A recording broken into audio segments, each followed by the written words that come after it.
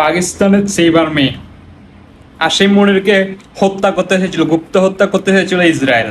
কত বড় কালপিট চিন্তা করেন।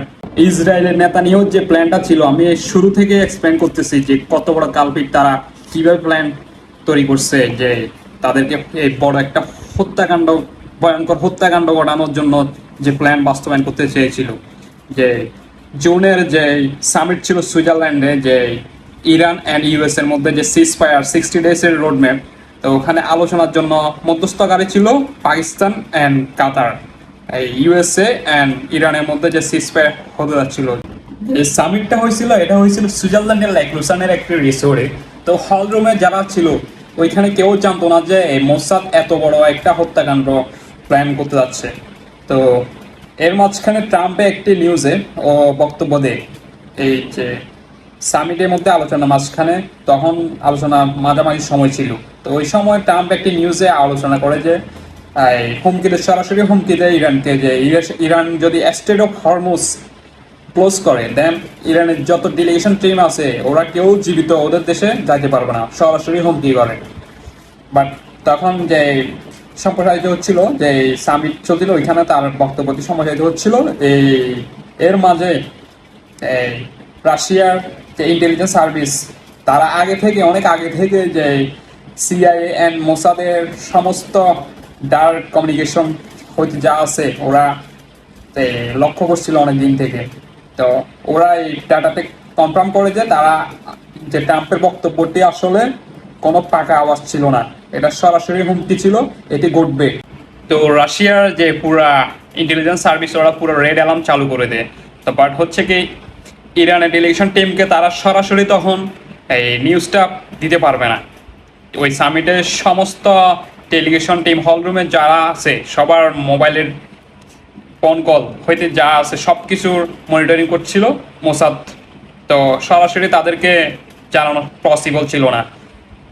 তো ওরা প্ল্যান করছে গিয়ে যে সরাসরি সুইজারল্যান্ডে যাবে, ওদের একজন গোস্ট এজেন্ট তাকে সুইজারল্যান্ড পাঠাবে। তো ভ্লাদিমির পুতিন সরাসরি গ্রিন সিগন্যাল দিয়ে দেয়, দেন ওদের একজন গোস্ট এজেন্ট সরাসরি সুইজারল্যান্ড চলে যায়, যে ন্যাটোর বড় বড় যে রাডার সিস্টেম প্লাস হচ্ছে সিকিউরিটি সিস্টেম যা আছে সব কিছুকে পাকিয়ে দিয়ে তখন চলে যায় সুইজারল্যান্ডে। তো সুইজারল্যান্ডে যাওয়ার পর যে রাশিয়ার যে ছায়া গুপ্তচর, তো ওইখানে যে নেটওয়ার্কের বাইরে ছিল যে পাকিস্তান গভর্নমেন্টের যে নিরাপত্তা সহায়ক, তো সব নেটওয়ার্কের বাইরে ছিল তখন ওইখানে। তো তার সাথে যোগাযোগ করে খুব শর্টলি একটা মেসেজ দেয় যে এখানে এই হল রুমের মধ্যে বড় একটি হত্যাকাণ্ড ঘটে যাচ্ছে মোসাদের মাধ্যমে, যে Iran delegation team and Pakistan delegation টিমকে হত্যা করবে। খুব বড় একটা হত্যাকাণ্ড চলতে যাচ্ছে, খুব তাড়াতাড়ি যেন ইরান ডেলিগেশন টিমকে এই হল রুম থেকে বাইর করার ব্যবস্থা করা হয়।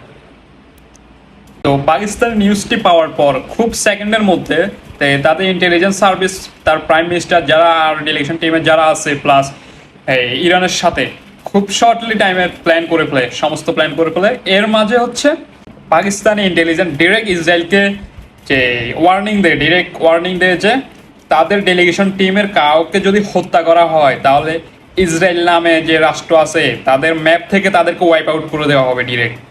চিন্তা করেন, পাকিস্তান কিন্তু একটা এই কথা বলছে মানে কি, এটা খুব ছোটভাবে দেখা যাবে না। পাকিস্তান হচ্ছে ওয়ার্ল্ডের একমাত্র মুসলিম কান্ট্রি যার মধ্যে নিউক্লিয়ার ওপেন আছে। তো এই বিষয়টা খুব ছোট করে দেখা যাবে না।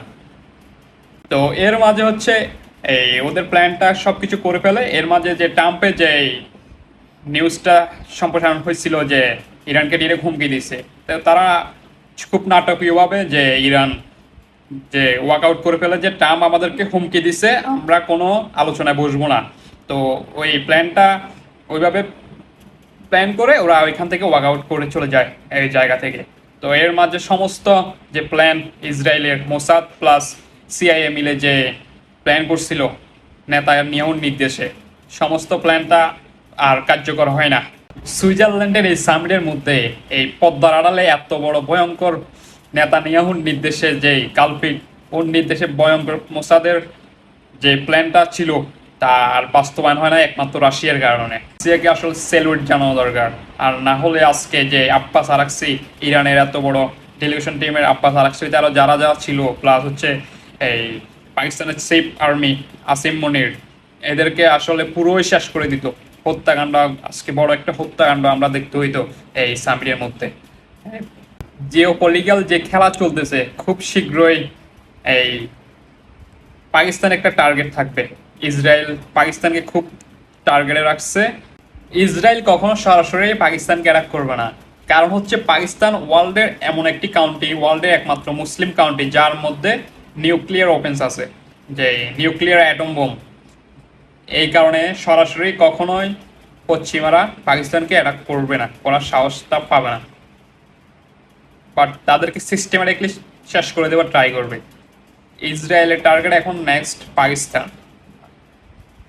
যে এখন হচ্ছে ওয়ার্ল্ড, পুরো ওয়ার্ল্ড কন্ট্রোল করতেছে ইসরায়েল। খুদ আমেরিকাকে কন্ট্রোল করতেছে ইসরায়েল। ইসরায়েলের মধ্যে সমস্ত কিছু আছে। ওদের হচ্ছে পুরো ব্যাংকিং সিস্টেম, পুরো অর্থনৈতিক, পুরো ওয়ার্ল্ডে যত অর্থনীতি চলতেছে সব কিছু কন্ট্রোল করতেছে ইসরায়েল। বড় বড় নিউজ হইতে যত হলিউড বলিউড যা আছে সব কিছু কন্ট্রোল করতেছে ইসরায়েল। এই খুদ ট্রাম্পকে কন্ট্রোল করতেছে ইসরায়েল। ট্রাম্প যতই এমওইউ সাইন করুক, যতই কিছু করুক, বাট ইসরায়েল নেতানিয়াহুর নির্দেশে সে উঠবে বসবে। অ্যাবস্টেন ফাইলে যত সমস্ত কিছু আছে সব কিছু আছে এই যে ইসরায়েলের মধ্যে, জিউস, সব কিছু জিউসের।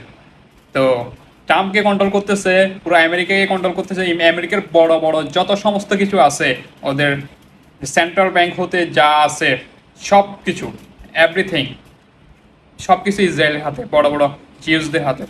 ট্রাম্পকে ইরানে হামলা করার জন্য বাধ্য করছে নেতানিয়াহু, ইসরায়েলের কারণে ট্রাম্প হামলা করছে। বাট ট্রাম্প না পারতে এখনো এই ভুলটা যে করছে তার খেসারত দিতে হচ্ছে এখনো।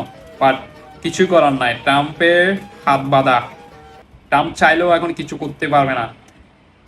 ইসরায়েল এখনো চাইতেছে ওয়ার্ল্ডের মধ্যে এই কনফ্লিক্টটা লেগে থাকুক, যে ওয়ারটা চলতেছে। অলরেডি তারা লেবাননকে অর্ধেক দখল করে ফেলছে। ওদের গ্রেটার ইসরায়েল, যে ইজিপ্ট থেকে নিয়ে হাফ সৌদি থেকে ইরাক পর্যন্ত যে গ্রেটার ইসরায়েল বানানোর প্রমিস ল্যান্ড, তাদের প্রচেষ্টা চলতেছে। তারা এটা করার জন্য যা ইচ্ছা, মানুষ মরুক বাঁচুক তাদের কিছু যায় আসে না। তারা হচ্ছে এটা তাদের প্ল্যানটা বাস্তবায়ন করার জন্য যা ইচ্ছা সব করবে।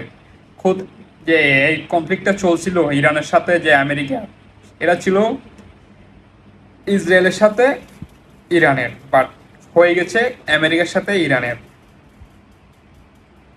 তো এইখানে আমেরিকাকে এই যুদ্ধটা বাজানোর পিছিয়ে ছিল ইসরায়েল এই যুদ্ধটা বাজায়। আমেরিকার যত আধিপত্য ছিল মিডল ইস্টে, যে ওদের সামরিক ঘাঁটি সমস্ত উৎখাত করে দিয়েছে।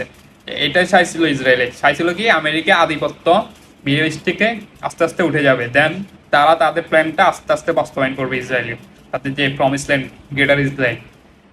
অলরেডি তারা লেবানন অর্ধেক দখল করে নিয়েছে, বাট খবরটা কেউ জানে না।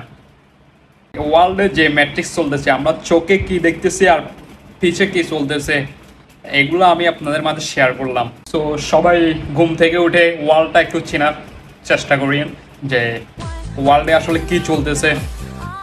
Everything behind Zeus control you, control me, control everything, but আমাদের কিছুই করার নাই।